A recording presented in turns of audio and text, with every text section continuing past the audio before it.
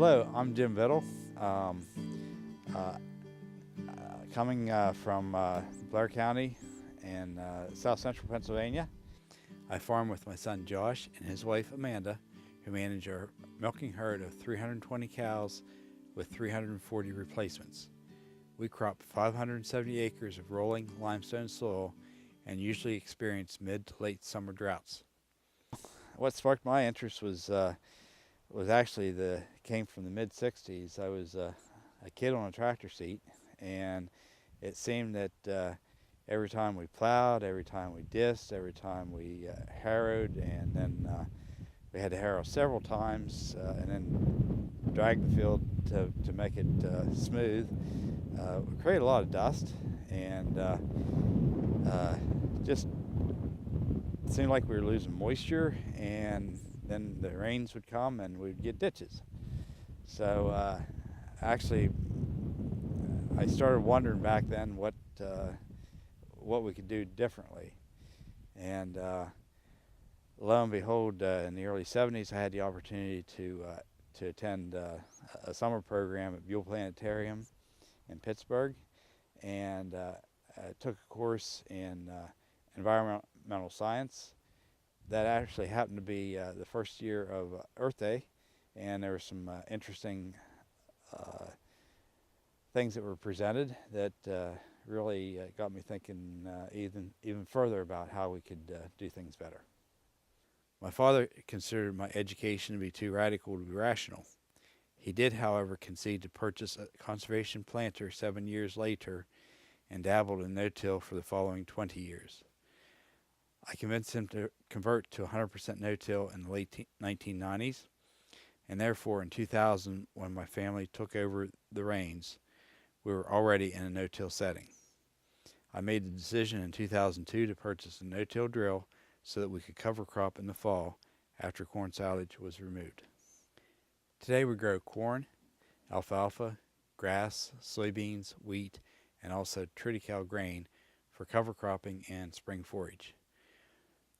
On our most fertile soils, we have a 3-year corn-alfalfa rotation with triticale forage after the first and second years of corn silage. On marginal soils, we rotate corn and beans with triticale forage after corn silage, prior to planting soybeans. The wheat and triticale grain acres are double cropped with sorghum Sudan grass for additional heifer forage. Triticales are base cover crop along with daikon radishes in late August through early September, or crimson clover during the month of September. Advantages, long-term advantages of no-tilling and cover cropping: we're getting tremendous soil activity, tremendous worm activity. We're getting roots deeper, no matter what crop it is, and so we're getting moisture out of deeper layers, but we're also mining nutrients out of those deeper soil layers. And so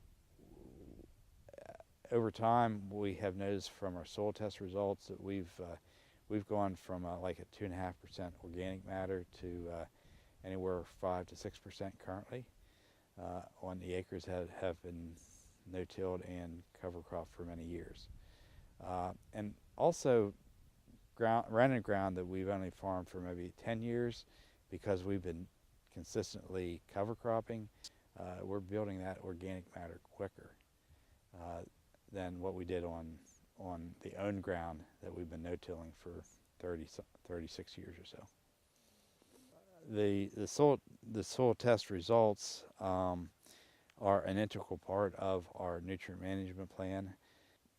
That's actually a requirement for the nutrient management plan, but from a practical standpoint, it allows us to adjust our applications based on nutrient needs, not not the way it used to be, where you hauled most of your manure to the closest fields. No-till is an excellent way to go. If you think about pasture systems, that's a no-till system. So for mechanically harvesting, why not a no-till system? And as with pastures, they're pretty much green year-round. you know, if we're mechanically harvesting, let's have the same thing. Let's have green growth year round.